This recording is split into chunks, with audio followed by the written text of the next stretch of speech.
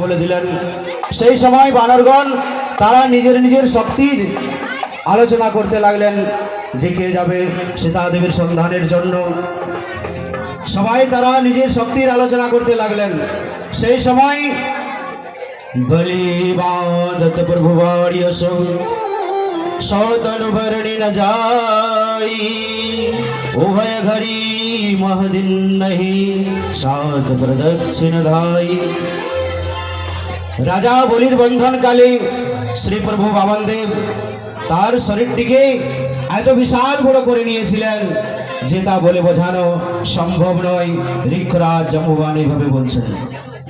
সেই সময় আমি অতি যুবক ছিলাম, খুব শক্তি ছিল আমার মধ্যে।